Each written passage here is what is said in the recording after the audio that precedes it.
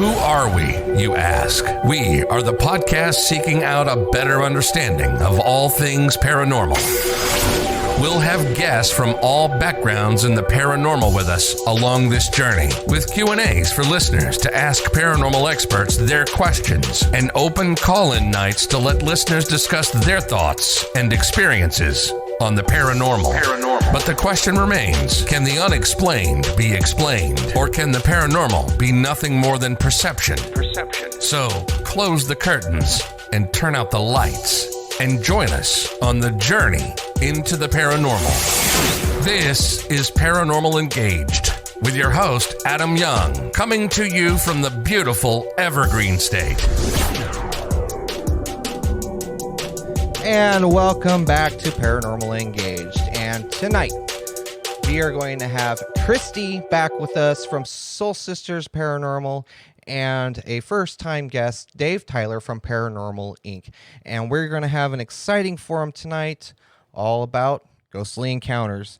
So, Kristy and Dave, thanks for coming on. I know we had a mishap with a guest that was unable to make it tonight, and you both jumped in to totally rescue the episode tonight. So once again, I just want to say thank you. And Dave, we'll go ahead and start with you first. Kind of introduce yourself and let everybody know kind of what you're about. Well, my name is Dave Seiler. I am the one of two partners in Paranormal Inc. We have been a team together for about 4 years now, and my partner Ernie, who's actually on an investigation that I couldn't go on tonight because I've got a kid here with me. He's been doing paranormal for 20 plus years or something to that effect, and I've been in it for about 10 years. We actually, he's a police officer for Tacoma Park. I used to be an Anne Arundel County police officer. We kept missing each other along the way. We actually ran in the same circles for many, many moons and happened to bump into each other in karate a few years ago and hit it off from there and basically founded Paranormal Inc. We love paranormal. That's the bottom line. It's, I love creepy, spooky. I was born the day before Halloween. I've seen stuff along the way growing up, but I never really got into paranormal until I had an experience in New Orleans, and that just opened up the floodgates. Awesome. So for you two gentlemen who have served in the first response, thank you for your service. I appreciate it. Thanks, sir. Thanks for your support.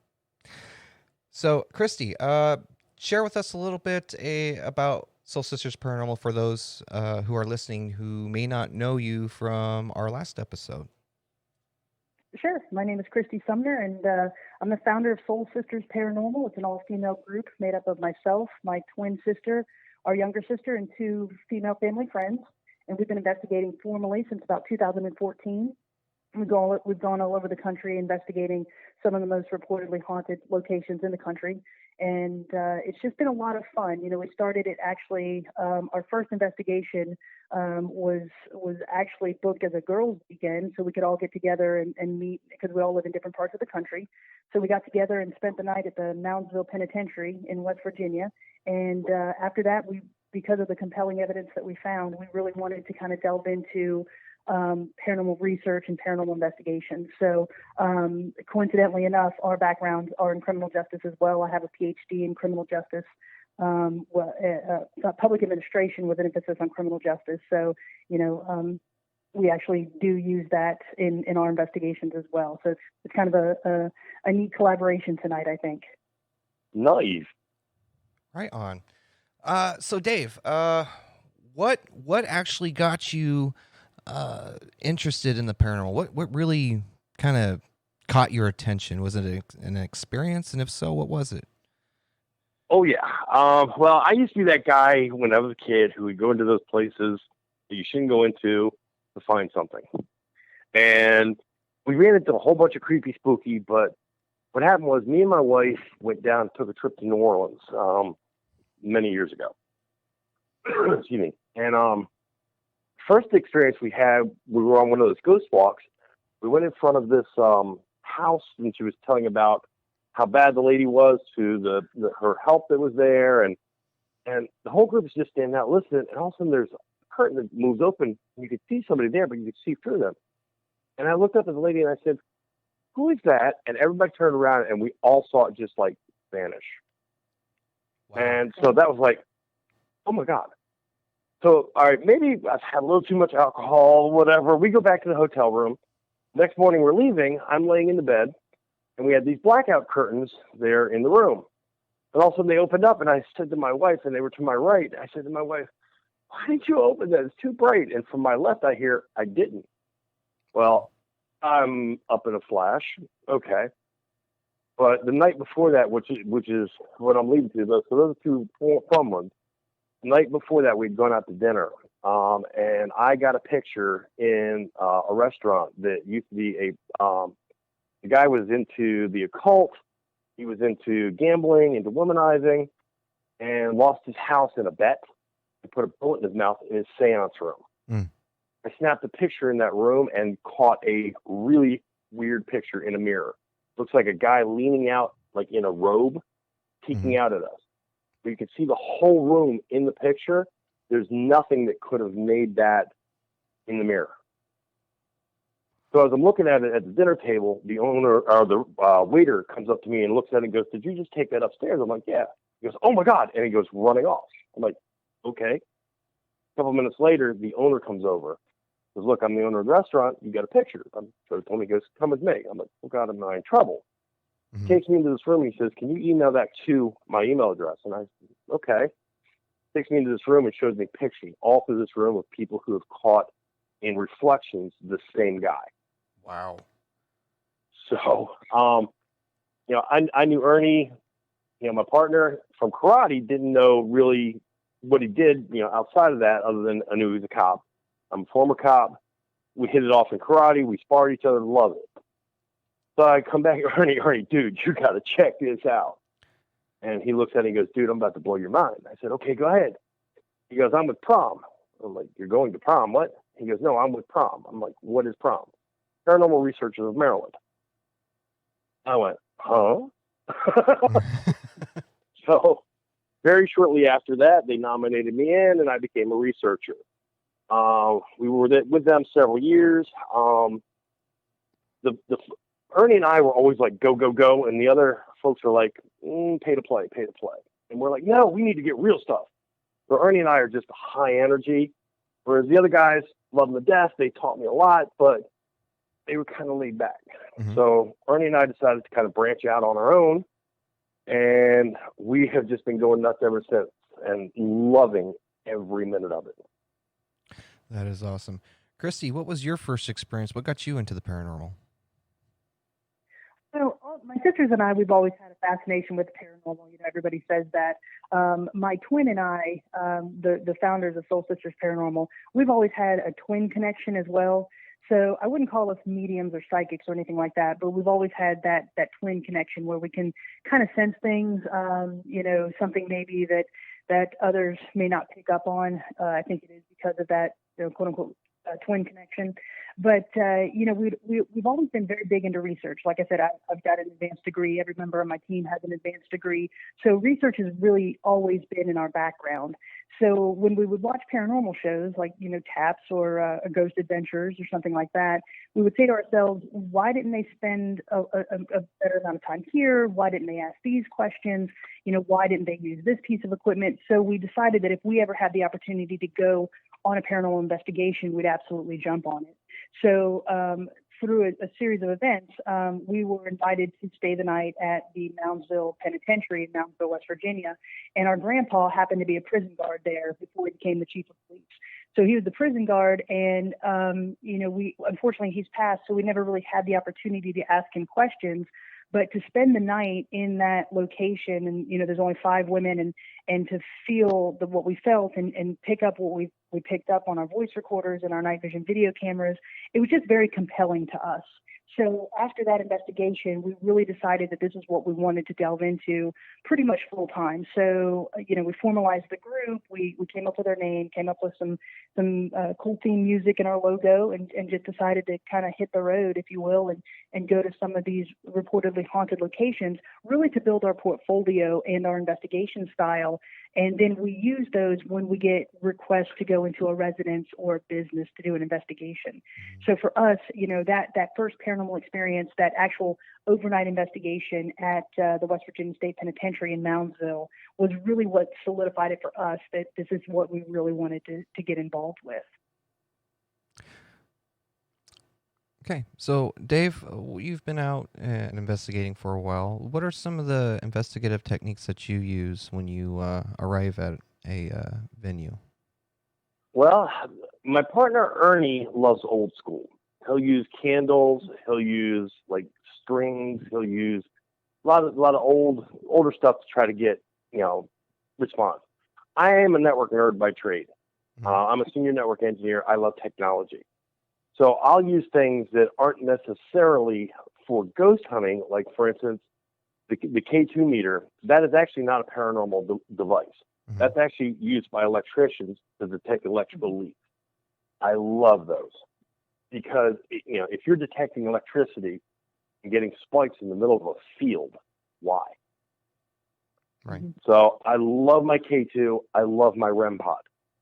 Those are two devices that they pick up things that specifically not paranormal. You pick up energy. So if you're getting a direct response on that, and we actually have a video up on our YouTube channel.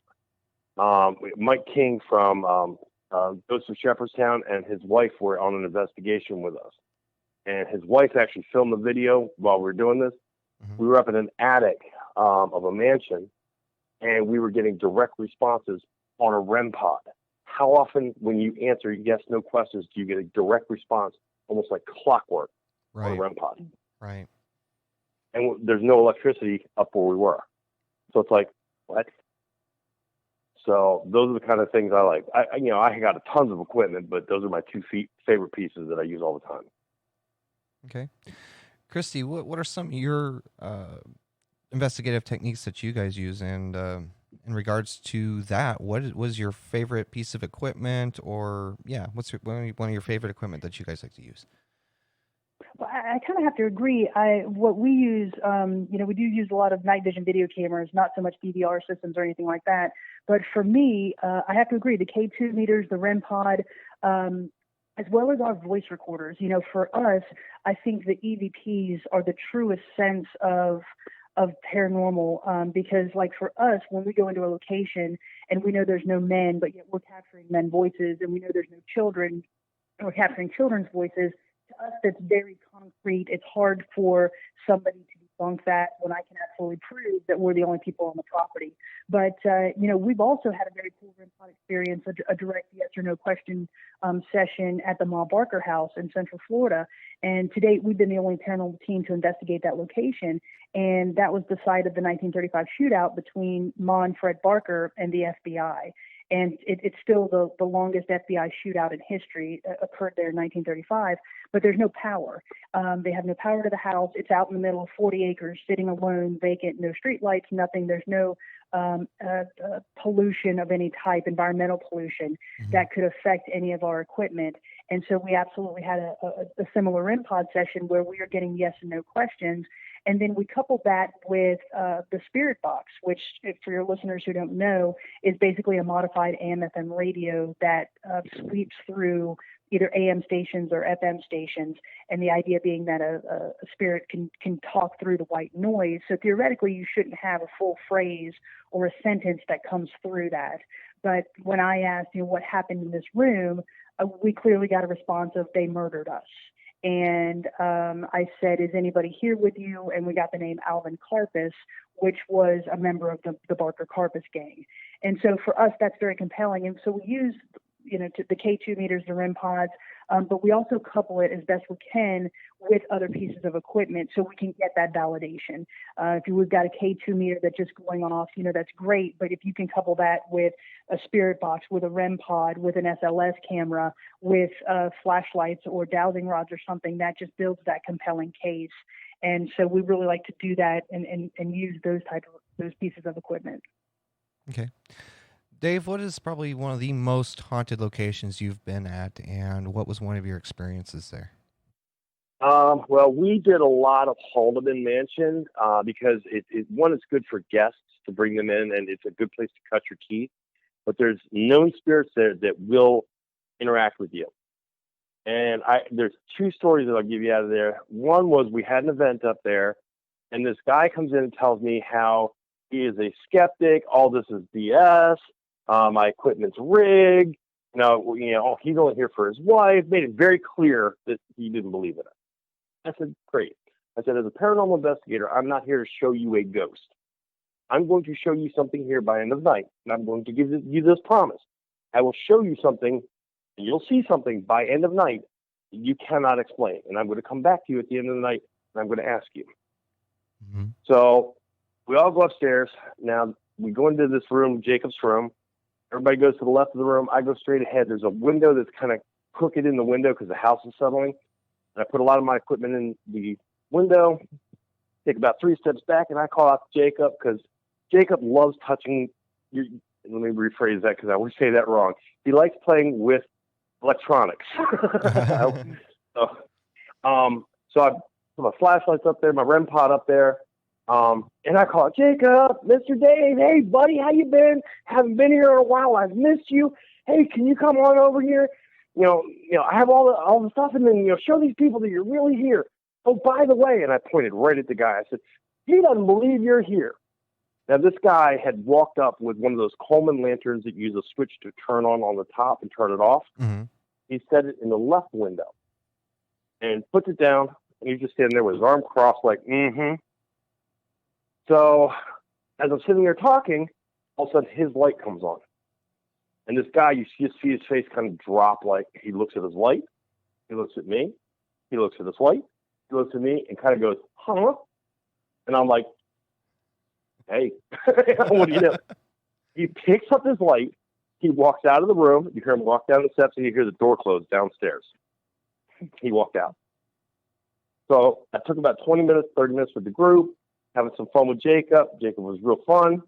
Went to find the guy, and he's outside smoking a cigarette out by his truck. I said, hey, you okay? He's like, yeah. I'm like, okay, I'm going to ask you.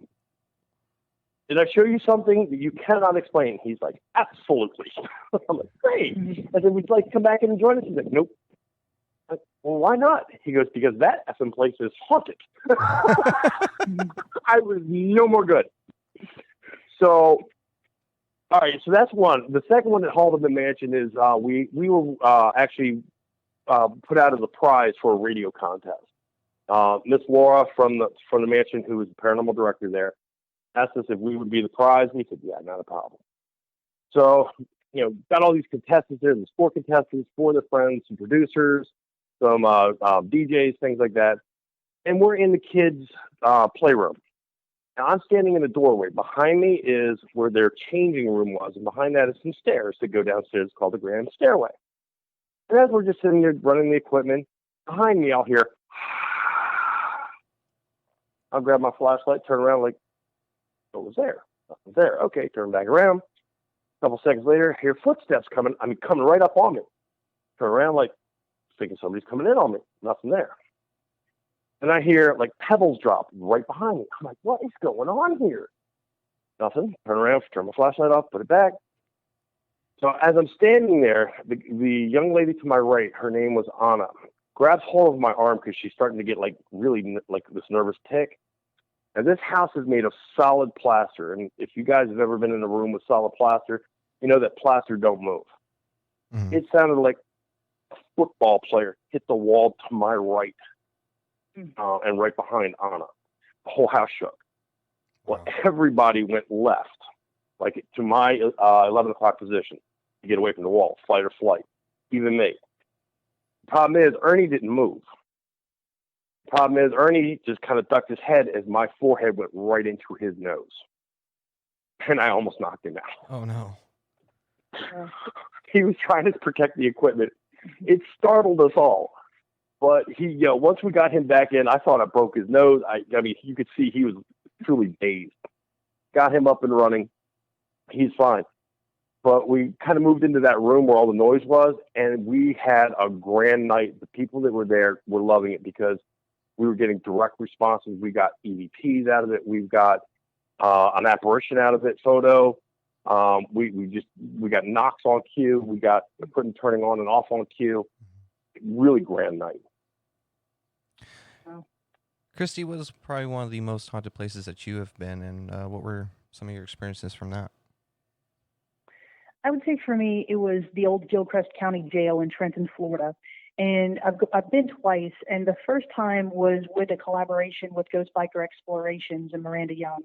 And so she and I were the only two investigators, and obviously we're both female. And when we went to the location, it's not in the greatest of areas. And the owner told us, she said, do y'all carry? And we do. I said, yes, we both carry. And she said, I highly suggest that you take your pistols with you, just because it's in such, not such a great area. So we're like, fine. So we went in that night. We were both carrying our pistols. And we weren't really getting anything. We had all of our equipment out, and it was just kind of a still night. And Miranda said, I wonder if they think we're law enforcement. And so just as a show of goodwill, we picked up our shirts, we took our weapons off and we put them on a chair. We took a couple steps back and we said, we're not law enforcement. We're just here to investigate and tell your story. And so you can see we're putting our weapons down, and right behind us, a guy says, good. And we're like, okay. And so after that, we obviously put our weapons back on, but after that, the night just went crazy. We both saw shadow figures. Our REM pod was going off on command. Our Ovilus was backing up what we had determined from the REM pod. For example, we determined that there was a gentleman killed by the name of Robert, and that name was never told to us. And after that, we went into a cell, and the Ovilus said Robert. And like I said, we were seeing shadow figures. The SLS camera was picking up those same shadow figures. So for me, I would say the most haunted location with the most compelling paranormal evidence would be the Trenton, the old Gilchrist County Jail in Trenton, Florida. As far as our best EVPs, though, that would have to come from the Exchange Hotel in Gordonsville, Virginia. And as I said before, we're an all-female group, so there were 5 of us on the property. And this hotel was a Civil War hospital, and they saw both Union and Confederate soldiers there. But they have confirmed over 700 deaths that occurred when it was a hospital. So we had a voice recorder on one of the beds there in one of the rooms, and we were all outside. But when we went back to listen to the evidence, we got a male voice that says, I don't know, I'll be back at 4:30, which is extremely compelling in and of itself. But then about 2 hours later, we were in the house, but we were a floor below. But we got on the voice recorder a child saying, hi, this is my bed, which was very compelling to us because the voice recorder was sitting on the bed. So for me, it was a direct interaction between the child and the voice recorder. So I would say, as far as the most compelling EVPs that we've gotten so far, I would say the Exchange Hotel. Okay. Dave, what would you say would probably be one of your most memorable experience while investigating the paranormal? The Sam Miller Mansion in Columbia, Pennsylvania. The history behind it is there was a burning of the bridge to keep the South from marching north, and in that building, it also used to be a part of the Underground Railroad. There's a tunnel that goes out towards the river that they've collapsed at this point, but they used to bring slaves in and hide them. There's a hidden room upstairs near the top, and we actually put all our equipment in the window, and Ernie and I did our preliminary sweep, and we were seeing just shadows everywhere. It looked like people peeking around corners. You could feel things touching you. Very active feeling-wise, and I'm not claiming to be as sensitive in any way, shape, or form. But we had the equipment in the windows, and we would ask, can you turn this one on and point to something specifically? And it would turn specific equipment on and off on command. Nice. And so one of the EVPs we had is we said, how many people are here? I think the EVP came back and said something like 6. Well, we did a quick head count, and we said, there's only 5 people there. We said, there's only 5 people here. Do you mean including you? And the EVP said, indeed. That was cool. So that's a really, fun place to go. Very active. Okay. Kristy, what would you say would be one of your most memorable experiences while you were out investigating? Well, all the ones that we've investigated have been memorable for us, with the history as well as for the paranormal. But I'd say the one that's the most near and dear to my heart is the Ma Barker house in Ocklawaha, Florida, simply because it's pretty much in my backyard. I grew up hearing stories every time we'd go down the road to get our mail. We'd hear stories about, that's where Ma Barker and Freddie Barker were killed. And so in 2016, Marion County took over the house and actually moved it from its original location. Because the owners wanted to sell the land, but not the house. So Marion County took it over and they moved the house. And as I said before, it's now sitting in about 40 acres. There's no power to it because the county's trying to get funds to make it a museum. But right now it's just sitting vacant. And so I went to the county in 2018 and I said, will you please allow me to investigate this house? And they said, sure. Because I did, I guess, have a very compelling story of, how I would treat the house and how I had the history behind it. So with my sister, it was just 2 of us. My sister and I went into that house and we set up a bunch of stationary equipment on the night of the anniversary of the shootout, which was January 16th. So on January 15th, we set up all of our stationary equipment and we left it to run overnight by itself. And then we left the house and then we came back the next day, the next night on the 16th, and actually did an investigation. So when we checked our equipment from when they were just stationary, we were getting knocks and bangs and door shuts. We heard a chair move across the floor. We had a guy saying, get out. And again, this is in the middle of nowhere. There was a voice saying, get out. And then one of the most compelling things was during the time that the shootout would have started, which was about 6 a.m., our voice recorders at 6 a.m. caught two EVPs. There were 2 different voices. One said, Freddie, the other said, yeah, Ma, and the first one said, get ready.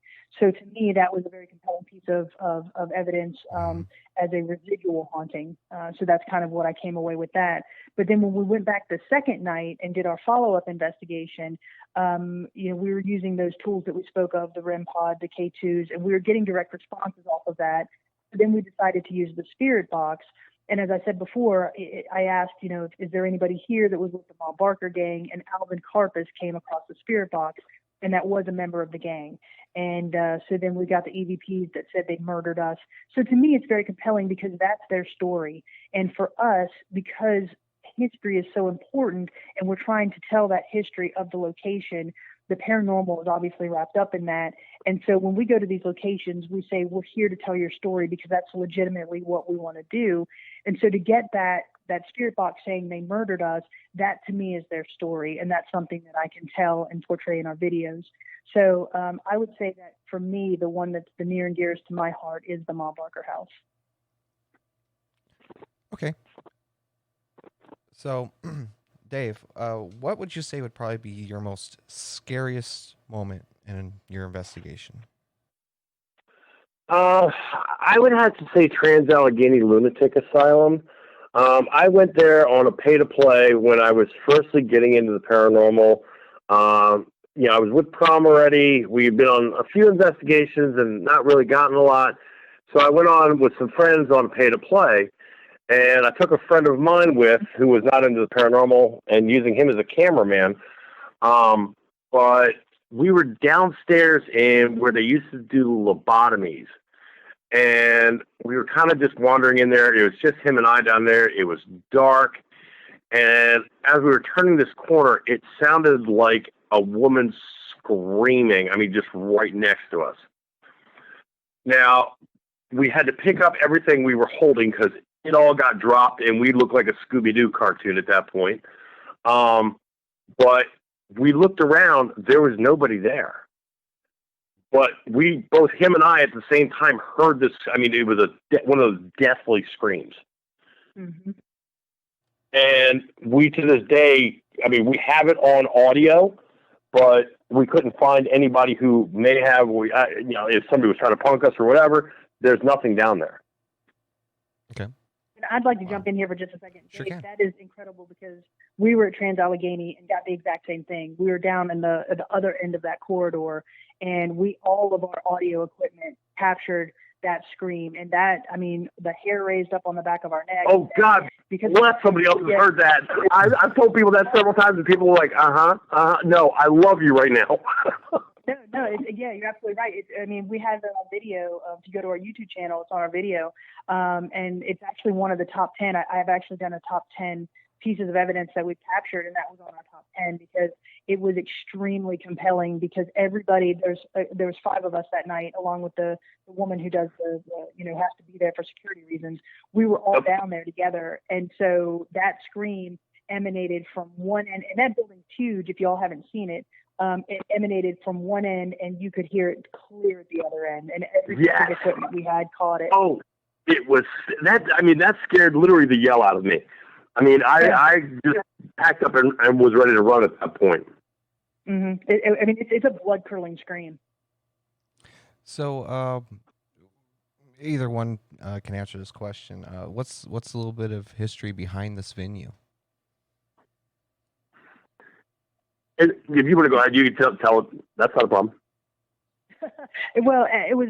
It's in West Virginia, and it was actually created to mirror the Kirkbride idea of basically rehabilitation, or to take patients with tuberculosis and other diseases and actually try to cure them.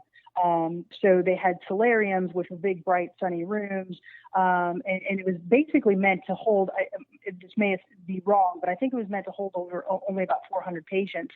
But more and more people started becoming essentially incarcerated there. So to be put into this insane asylum, basically all a husband had to do was say, my wife is yelling and she's incoherent or whatever, and they would have to admit the wife, and the husband was the only one who could get her out. So you have all of these children and husbands or wives that are being put in here, and so it exceeded capacity by about 600.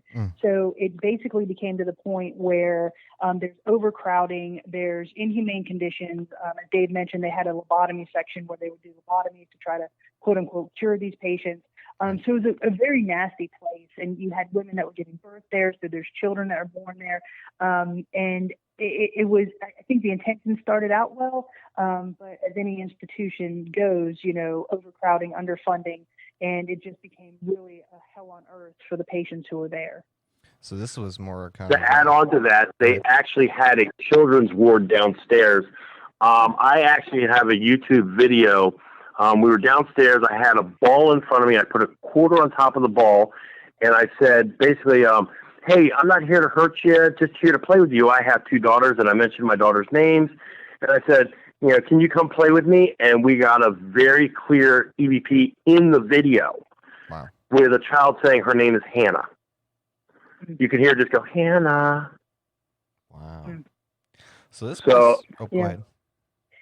Yeah, this place, the place that has... They actually had bathtubs downstairs in the area where they used to do electroshock therapy. This was a very nasty place to people as well. I was going through a door to the back, and something literally slammed the door in my face. We got that up on our YouTube channel with Dave going, no, I'm backing up because the door pushed back. Wow. Yeah. It was, and just to throw in a little bit of history there, as I mentioned before, my grandpa was the chief of police in Glendale, West Virginia, and there was one time where he had to transport a citizen from his city down to Weston because they determined that she needed to go to the lunatic asylum, and he rolled up and just saw the conditions and said, no, I refuse to leave her here, and turned around and took her back to Glendale. So that's how bad the conditions actually got in there. But, to Dave's point, I would say that is probably one of the creepiest places when you go in there. And we too captured children's voices. Yeah, we captured children's voices as well, and that scream. And it's very compelling because, when you roll up on it, you can see it on TV, but the grandeur and the scope of this location, it's indescribable. It just seems like it's a building that goes on forever. And so when you go in there, it takes, we didn't even fully investigate it, and it is a location that we're going to be going back to just because it's so grand in scale. So to Dave's point, I mean, I would have to say that it's one of our top 5 locations that we've been to. I actually got a video there. It's like an 8-minute video. And a lot of people don't like the yes/no flashlights because a lot of people try to debunk those. What you set a flashlight up on left and right, and basically you film it. So what I did was there's a half wall down near where the woman screamed at as you go down that hallway. So I set a flashlight up on the left and put a good 2 feet to the right so you could tell which one's which. And I started asking yes/no questions. And it was turning them on and off, answering my questions. So it got to the point where it turned out the person I was talking to was not a patient, but he actually worked there and died there. He worked in finance and payroll. And the last part of the video, I say, well, thank you for your time. I hope you go in peace. And my no light popped on, and you hear me babble like, okay, thank you. So this place is kind of more along the lines of a one-way ticket. Once you're in, you're in. There's no leaving it. Absolutely. Yeah, because the what it was is once you were admitted, the only person who could get you out was the person who admitted you. So, for example, like I said, if you're a husband who just has gotten tired of the wife, he could have you admitted into the location, but he had to be the one to sign you out. So the chances of that were very, very slim.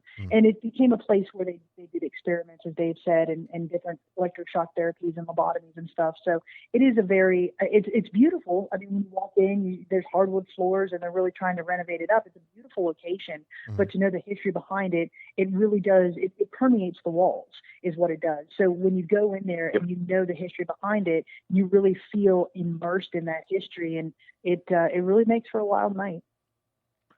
There's a movie out called 10 Days in a Lunatic Asylum. It's not it's actually a true story of a woman who had herself committed in the 1800s into a lunatic asylum called Blackwell Lunatic Asylum in New York. And that is a perfect example of what they used to do in these lunatic asylums to the people there. So I just watched that the other night, and it's amazing what you don't know what used to go on in these places. So, Kristy, during your paranormal investigations, what would you say you have learned from doing your investigations? Well, for the most part, I'd say the biggest thing that I've learned is patience. When you go into these locations, I mean, Hollywood has done a really good job, but then it's also very detrimental to the paranormal community. It's done a good job in the fact that it highlights paranormal activity, it highlights paranormal investigations, but it does a very poor job in actually explaining what the paranormal does, what paranormal investigators do. So for, a Hollywood show, you've got 15 minutes of an investigation, 15 minutes of them running around screaming, 15 minutes of looking for evidence, and then the reveal, and the hour is done. But what it really is you go in and you're in there for 10, 15, 24 hours investigating these locations. And then after that, you do the evidence review. So for me, and my team, it usually takes about, a month and a half to 2 months to go through everything, because we sit and listen to every piece of voice recorder footage and every piece of video footage. We watch that. So it takes a long time. So I would say patience is a big one. And then just the history behind the locations for me is the driving force behind Soul Sisters Paranormal. I mean, the paranormal is fascinating, but to us it's secondary because, not many people can say they've spent the night in a Revolutionary War fort or an insane asylum or the St. Augustine Lighthouse or the Villisca Axe Murder House, but we can say we've done that. And so to know the history and to be able to translate that history for our audience and maybe tell them something that they didn't know, or a piece of information that they may not have thought of, for us is very important, because it tells that historical background and why it's so important in American history. And if we can just put that out there and maybe preserve some of these locations, that to me is the driving force behind what we do. Okay. Absolutely. And Dave, the question applies to you as well. What is one of the things that you have learned during your paranormal investigations? I agree with her completely. First of all, Hollywood does a wonderful job of sitting you down in front of a TV and watching a wonderful show. First of all, everything is not a demon. There are spirits out there that just want to communicate and want to give you their story. Second of all is, and I live by this, do not provoke a spirit.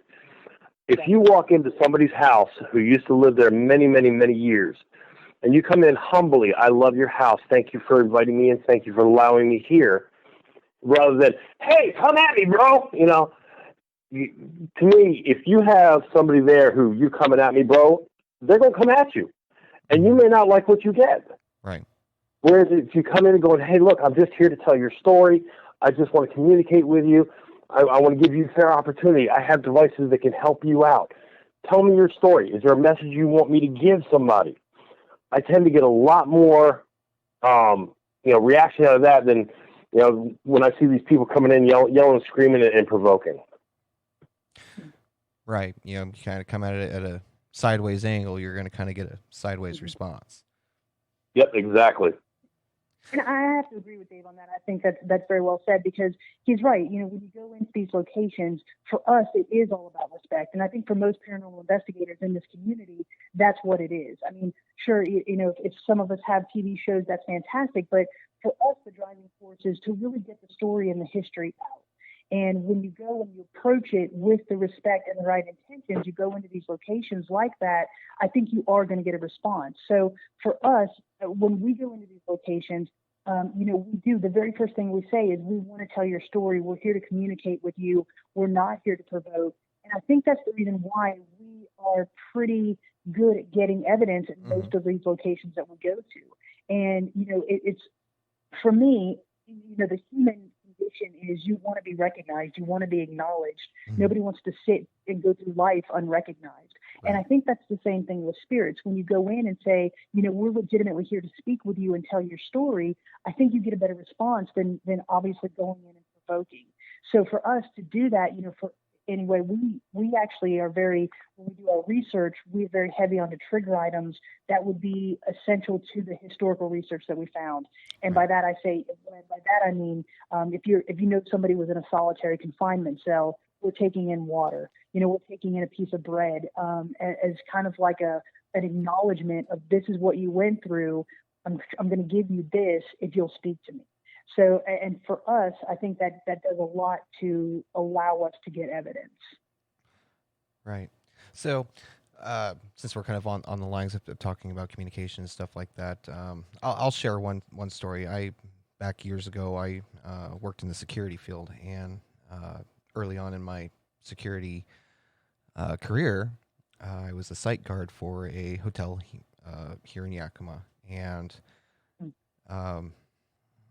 this kind of spanned over a course of just a few months, but I started to feel, the standard cold chills and hair rising on the back, the just that change of energy, and it would just kind of flow by and be gone, and then then it would progress into that feeling that somebody is watching you. When you turn around, there's nobody there, or even so, catching something out of the corner of the eye, nothing there. So I got curious with it. I've always been kind of a fan of the paranormal, even when I was younger, just due to some personal experiences with family passing away and whatnot. So I turned around and I grabbed a application on my phone and for just recording EVPs and stuff. Almost kind of works like an Ovilus.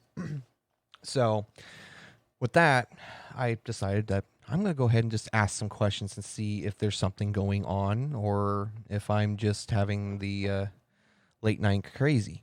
So with that, I turned around, I asked some questions, who are you? And I'm getting, native. It's like, okay. So I continue to ask questions like, why are you here? And it says, talk. Okay. Where did you live? Here. So I shut it down for the night. And I started doing some research. Turns to find out that the property is right next to a river, first off. And as we've probably all experienced that, a river can be a very good conduit for energy. Yes, absolutely. So turns out that there was a tribe there was a tribe of Native Americans that actually lived on a piece of land just on the other side of the river. And it had turned out that they were raided and they just completely demolished the camp. They had a run-in with the military and completely demolished camp. Like half the tribe dies during all this. And, they actually had a picture of the one of the tribe elders. So it's like, okay. So I went back the following night and I turned around and I said, was your land taken from you? And it said, yes. Oh, wow. And I said, did you pass on from that event? Answer was yes. I said, well, if you'd like to show yourself, you can show yourself. And the energy goes away. I get no further response. So as I round the corner of the back corner of the building, as I'm walking across, I turn the corner and here is this Native American lady apparition, full-blown apparition. I was completely floored by this. Wow. And what really made the hair stand up on the back of my neck is the fact that the apparition that was standing in front of me was the picture of one of the elder. Oh, nice. So Nicely done. I just sat there for a minute and I went, wow. And I turned, I looked at the apparition. I said, I'm sorry that you've been through this. I truly am. She smiled, turned around, and disappeared. Nice. And Wow. after that, I made further attempts to reach out and to talk, and I never got a response after that. So either she moved on or something. But that was one of my kind of miniature, kind of like paranormal adventure that I had. That's awesome, bro. That's a great story.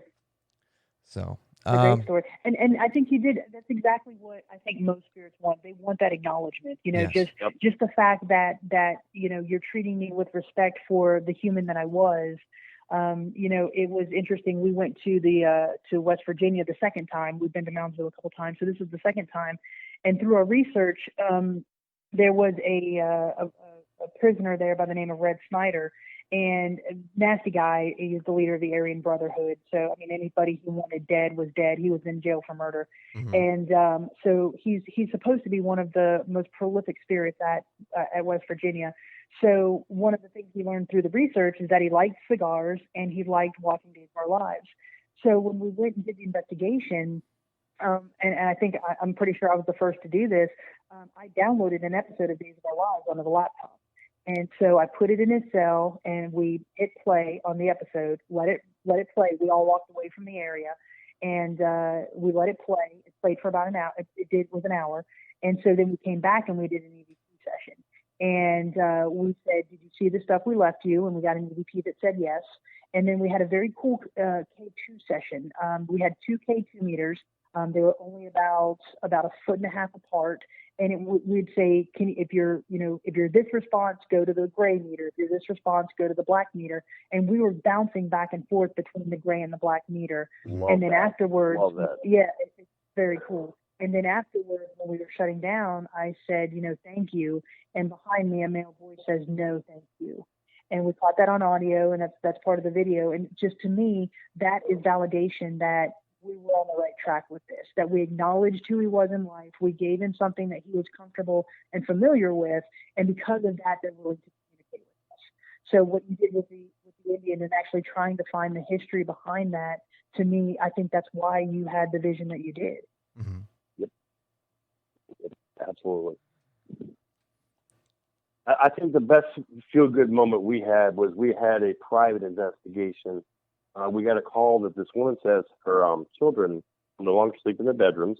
They're terrified. Something's wrong, and she's just terrified to be in the house. Things keep moving around. She keeps hearing bumps in the night. Excuse me, not sure what's going on with it. So we got up there immediately, about 3-4 days later. We had her take the children off site because they were younger. So we did a preliminary sweep. We found a couple of those pigtail light bulbs that were causing a lot of energy, so we removed them. From there, Ernie's downstairs. I'm watching the cameras, and he says to the walkie, Dave, keep an eye out behind me. I just got an EVP that says watch behind you.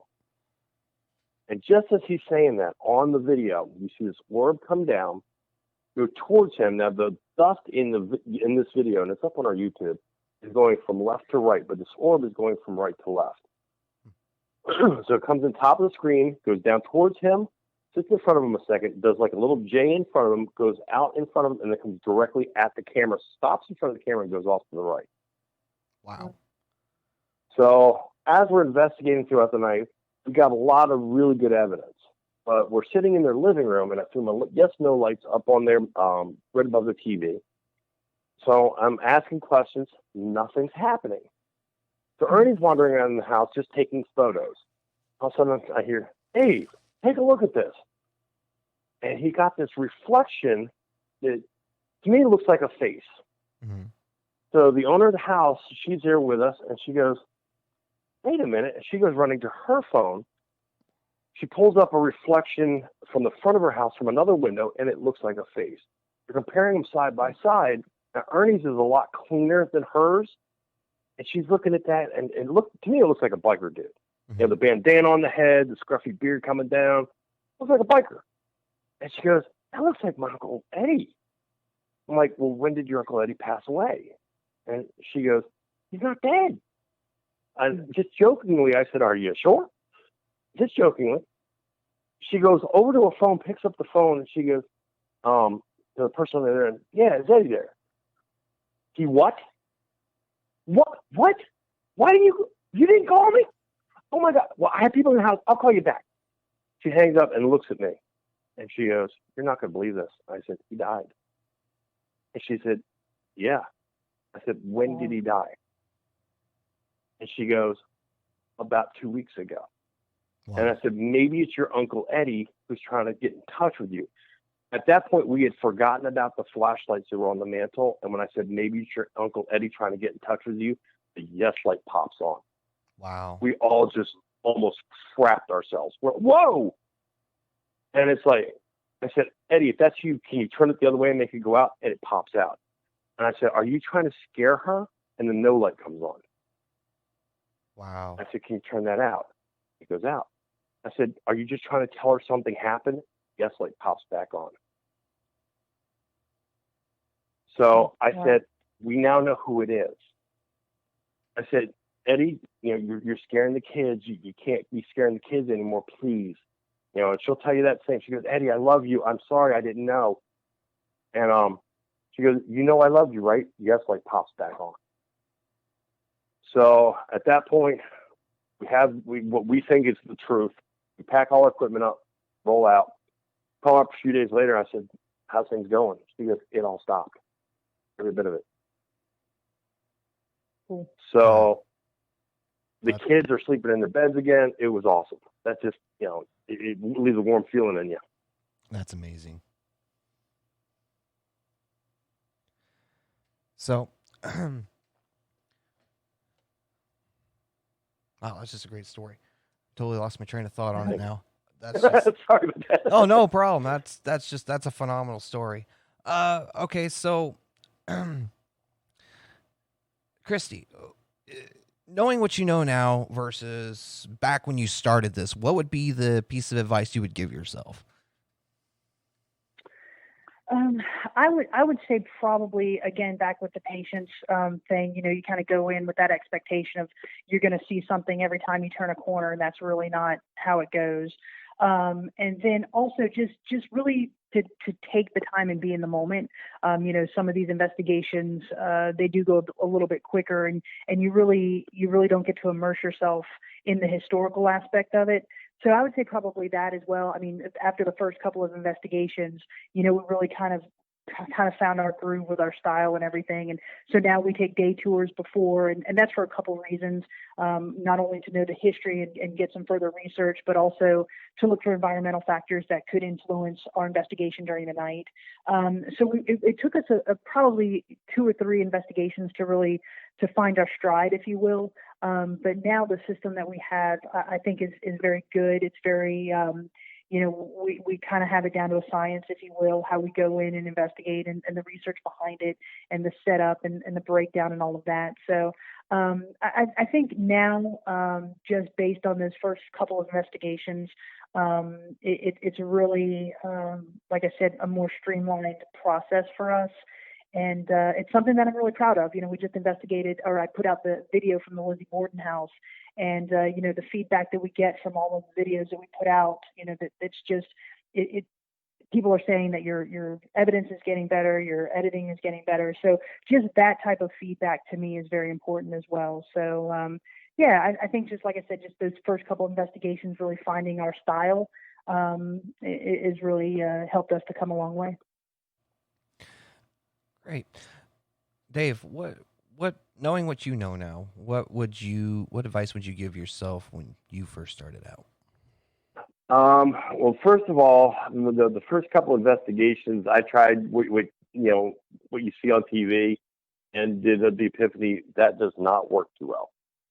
So, you know, slow down a little bit, take note of what's going on, try to find out what they were about, their history, what they're into, what they want to talk about, not what you just want to go, hey, let me know you're here, hey, scare me, hey, move something. You know, really kind of talk to them like they're still standing in front of you, and you get a lot more, you know, flies with sugar rather than you do with vinegar. So, you know, just take that time, you know, slow it down a little bit. And Ernie and I, now that we've started Paranormal Inc., have really hit a stride. I mean, we just, you know, like we're like peanut butter and jelly. We almost can finish each other's sentences because he knows where I'm going with it. I know where he's going with it. And, you know, both, you know, me being a former officer, him being a current officer, we know how it works together. Right. We've done a couple of investigations. We actually ran like a case file. We actually brought evidence bags too, things like that, because we actually didn't think it was paranormal. It turned out that we actually got something paranormal there, but it was the previous owner trying to warn the owner that his roommate was causing a whole bunch of drama. And we actually have proof on video and on audio that he was warning the guy.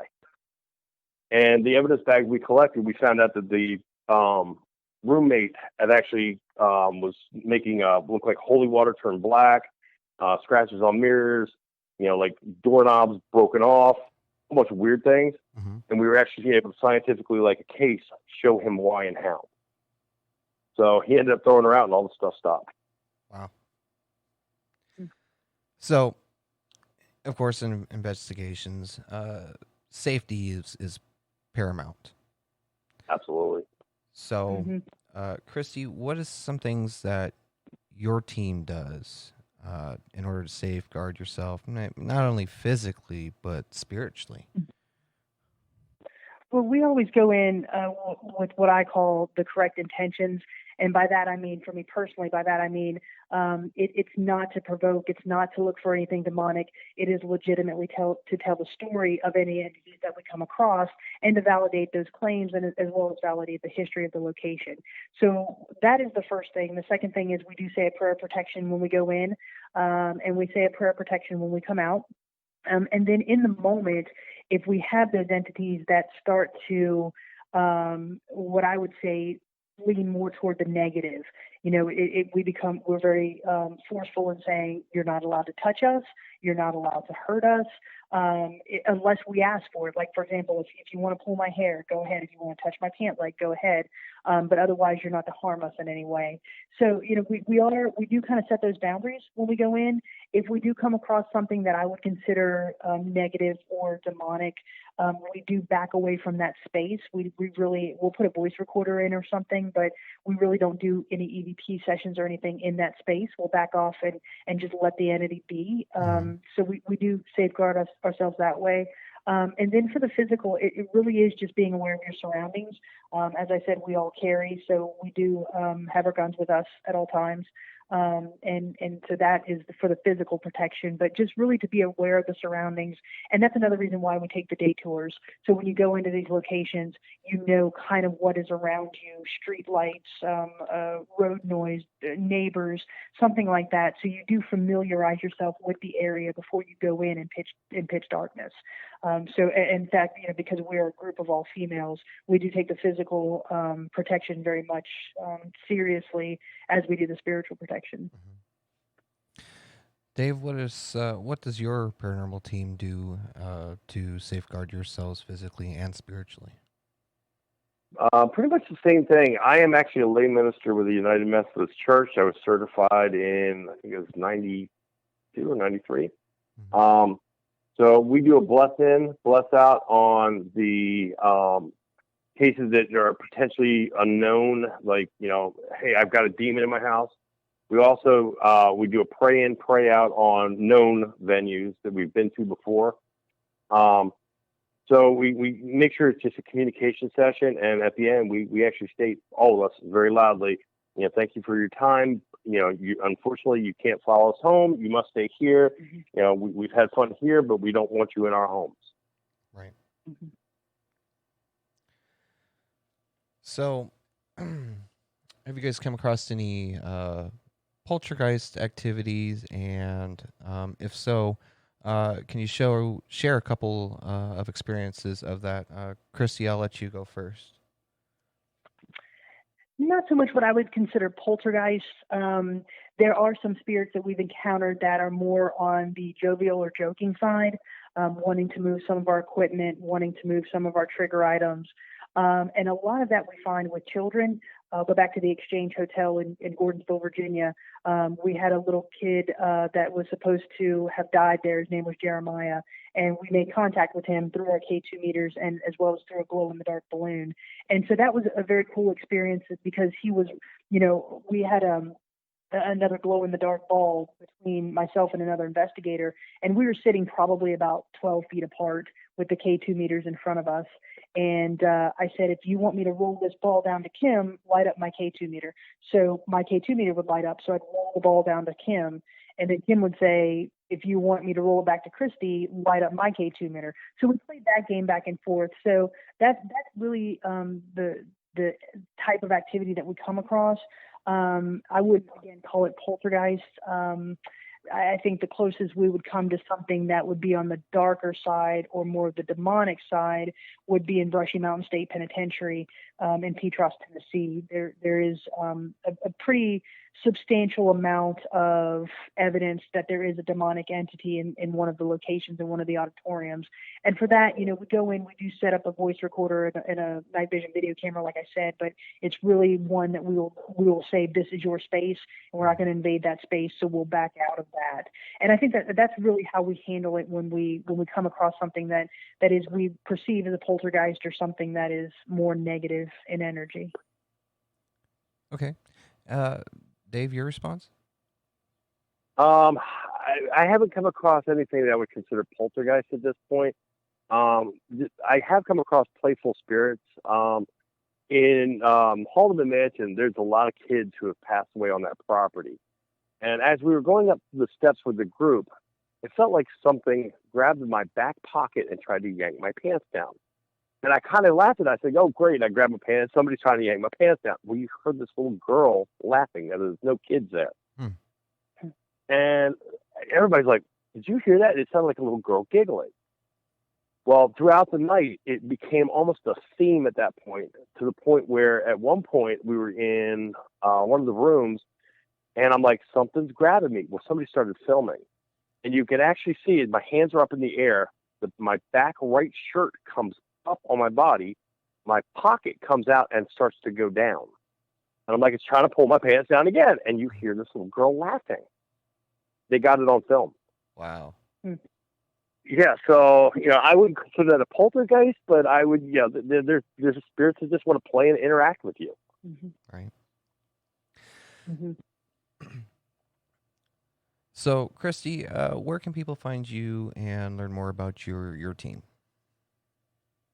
Well, we are Soul Sisters Paranormal, and our website is www.soulsistersparanormal.com.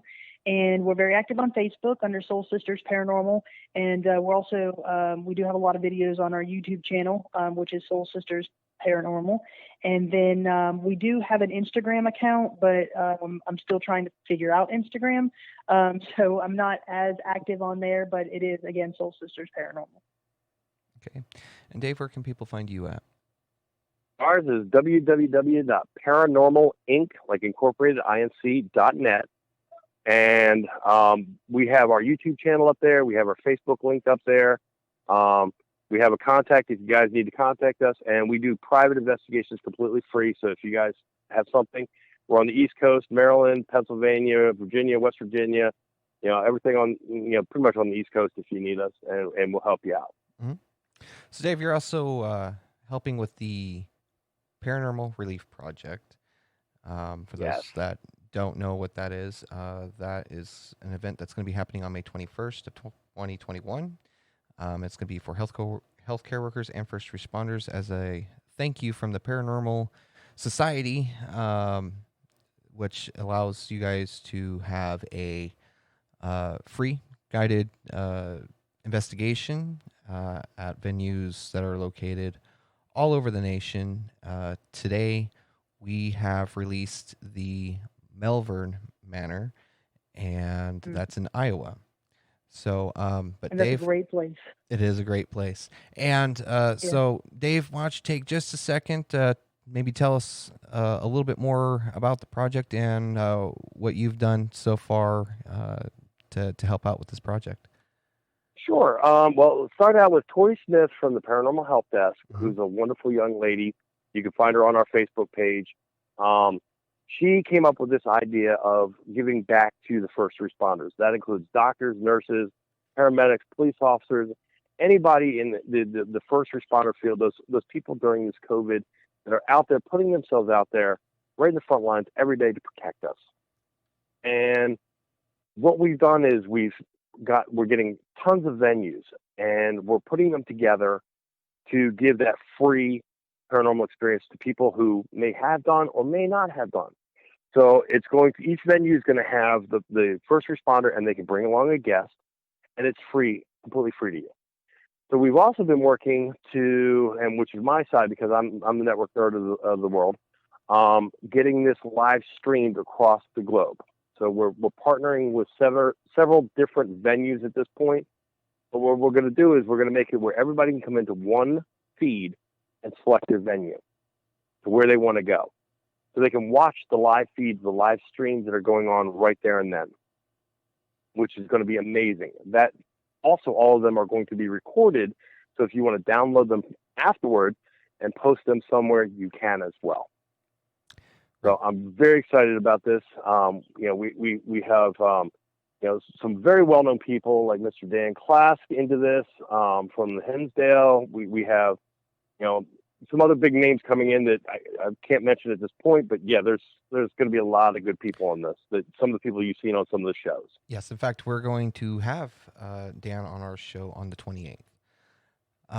Yes, so he's an awesome guy. Yep, and Paranormal Engaged is going to be involved as well. We're going to be podcasting through majority of the event, and we'll be also be sharing those feeds as well on our Facebook page as well. So nice. I want to thank you both yet again for taking the the time out of your days to come and share your guys' experiences with us. I know it was a very short notice, so I appreciate you both for doing this once again. Pleasure. Sure, absolutely. Okay. Thank you for having having me. us. Not a problem. So I'll actually have both of you stay on the line, and we'll get everything wrapped up, and I'll be with you shortly. Cool. So, also, like I mentioned, on the 28th of June, we're going to have Daniel with us, and he is the owner of the Hinesdale House, and he'll be sharing the history of the house and his experiences too, so make sure that you don't forget that. Make sure that you follow us on our Facebook page to stay up to date on all the current events, paranormalengaged.com. And you can find us anywhere a podcast can be found. So thank you again for listening tonight, and we will see you next time. If you enjoyed our show tonight, head on over to Paranormal Engaged on Facebook and stay up to date on the latest news. And don't forget to click that like button. To find more about upcoming shows and guest information, stop by www.paranormalengaged.com. Paranormal Engaged can be found on iTunes, Spotify, Google Podcast, and can be played on Alexa with a Podbean skill.